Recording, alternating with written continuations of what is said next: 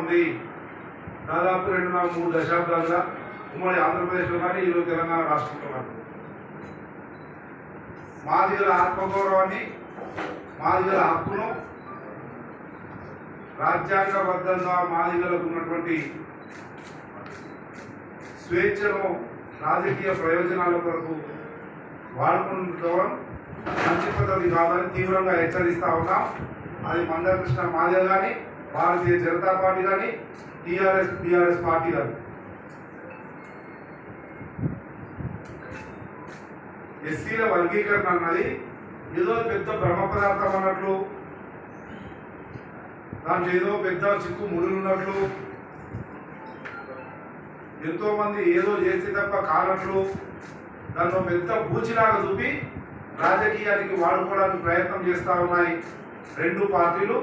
ఆ రెండు పార్టీల గొడుగు కింద సమయాన్ని బట్టి ఈ గొడుగు కింద, ఇంకో సమయాన్ని బట్టి ఆ గొడుగు కింద మాట్లాడుతున్నటువంటి మందకృష్ణ అన్నయ్య గారిని కూడా విజ్ఞప్తి చేస్తూ ఉన్నాం. మన జాతీయ ఆత్మ గౌరవాన్ని ఎన్నికల కొరకు, రాజకీయ పార్టీల స్వలాభం కొరకు వాడుకోవడం మంచి పద్ధతి కాదు అని చెప్పి హెచ్చరిస్తా ఉన్నాం, విజ్ఞప్తి చేస్తా ఉన్నాం. వర్గీకరణ అన్నది నేను ఇంతకుముందు చెప్పినట్టు బ్రహ్మ పదార్థం కాదు. రాష్ట్ర ప్రభుత్వాలు తీర్మానం చేసి కేంద్ర ప్రభుత్వానికి పంపిస్తే కేంద్ర ప్రభుత్వం ఒక నిర్ణయం తీసుకొని రాజ్యాంగంలోని ఆర్టికల్ 341/A అమెండ్మెంట్ చేసి ఈ ఎస్సీలను ఏబిసిడిగా వర్గీకరించే అధికారాన్ని రాష్ట్రాలకు కట్టబెట్టడం అన్నది అంశం.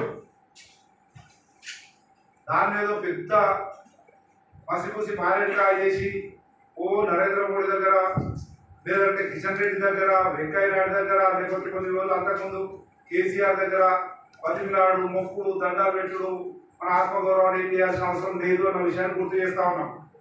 ఆ 341A ఆర్టికల్ను అమెండ్మెంట్ చేయమని, సవరించమని గర్వంగా చెప్తా ఉన్నాం. మేమందరం కాంగ్రెస్ పార్టీయే మొదటి అడుగు వేసింది, అది మేము చెప్పడం కాదు.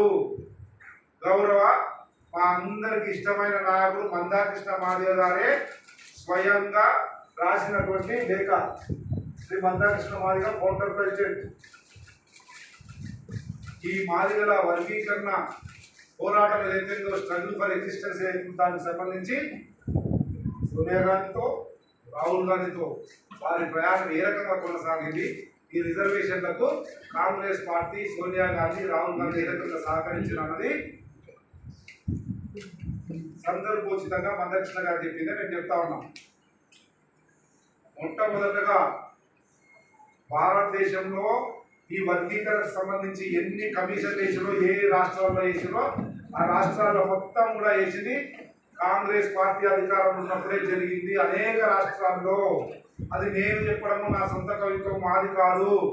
గౌరవ మందకృష్ణ మాదిగ గారు వ్యవస్థాపక MRPS అధ్యక్షుడుగా ఉండి అనేక సందర్భాల్లో మందకృష్ణ గారు చెప్పినటువంటి వాటినే ఉటంకిస్తా ఉన్నాయి. ఇది స్వయంగా మందకృష్ణ గారు రాసినటువంటి పుస్తకాలు, వాటిలో డాక్యుమెంటరీ ఎవిడెన్స్ తో సహా అనేక సందర్భాల్లో కాంగ్రెస్ పార్టీ తప్ప మాదిగలకు శరణ్యం లేదు, పరమావధి లేదు, కాంగ్రెస్ పార్టీ మాత్రమే మనకు చట్టబద్ధంగా న్యాయం, ధర్మం చేస్తుంది అని మందకృష్ణ గారు చెప్పినటువంటి విషయాలను మీకు సాక్ష్యంగా, సందర్భోచితంగా తెలియజేస్తా ఉన్నారు.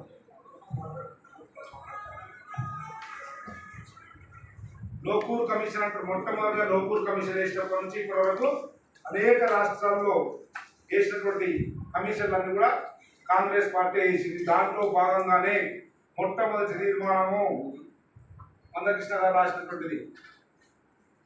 వైఎస్ రాజశేఖర రెడ్డి గారు ఎస్సీ వర్గీకరణకు సంబంధించి అనుకూలంగా చేసిన ప్రకటన. ఈ ప్రకటనల సారాంశమే, ఈ ప్రకటనల ఫలితమే ఉషా మేరా కమిషన్ వేయడం జరిగింది. 2005లో 4లో అధికారంలోకి వస్తే కేంద్రాన్ని ఒప్పించి ఉషా మేరా కమిషన్ వేసి 1 సంవత్సరంలోనే మొత్తం ఉమ్మడి ఆంధ్రప్రదేశ్ అంతా తిరిగి ఉషా మేరా కమిషన్ రిపోర్ట్ ఇచ్చి 2014 రెండవ UPA 2లో గవర్నమెంట్ ఆమోదం తెలిపే క్రమంలో తెలంగాణ ఉద్యమం ఉవ్వెత్తున ఎగసిపడుతున్నటువంటి సందర్భంలో ఉషా మేరా కమిషన్ రిపోర్టు ఏదైతే వర్గీకరణకు సానుకూలంగా రాజ్యాంగంలోని ఆర్టికల్ 341 సవరించి ఈ వర్గీకరణ అంశము వర్గీకరణ అధికారము రాష్ట్రాలకు ఇవ్వండి, బదలాయించండి అధికారం అని చెప్పినటువంటిది కేంద్ర ప్రభుత్వం టేబుల్ మీద ఉంది. మన్మోహన్ సింగ్ గారు ప్రధానమంత్రి ఉన్నారు. అప్పుడు చేస్తున్న క్రమంలో కాంగ్రెస్ పార్టీ చారిత్రాత్మక నిర్ణయం తీసుకొని ఎస్సీలను వర్గీకరించడానికి ముందుకొచ్చింది. ఆ సందర్భంలో తెలంగాణ ఉద్యమం రావడం, తెలంగాణ రాష్ట్రాన్ని ప్రకటించడం, దీనికంటే గంభీరమైన రాష్ట్ర అవతరణ అన్నది ముందుకుండడం వల్ల అది మరణమైంది. దాని తర్వాత ఏం జరిగింది మీరు అడుగుతా ఉన్నాం. యావత్ తెలంగాణ సమాజానికి కాంగ్రెస్ పార్టీ తరఫున సమాధానం చెప్తా ఉన్నాం, విశ్లేషించి వాస్తవాలను చెప్పదలుచుకున్నాం. తెలంగాణ రాష్ట్రం వచ్చిన తర్వాత నేనే స్వయంగా అలంపూర్ శాసనసభ్యులుగా ఒక మాదిగ బిడ్డగా బయట మందకృష్ణ గారు ఉద్యమం చేస్తూ ఉంటే కాంగ్రెస్ పార్టీ పూర్తిగా ఈ వర్గీకరణకు సమ్మతించింది, మేనిఫెస్టోలో పెట్టింది, కేంద్ర ప్రభుత్వాన్ని ఒప్పించింది, ఉషా మీద కమిషన్ వేసింది. కమిషన్ రిపోర్టును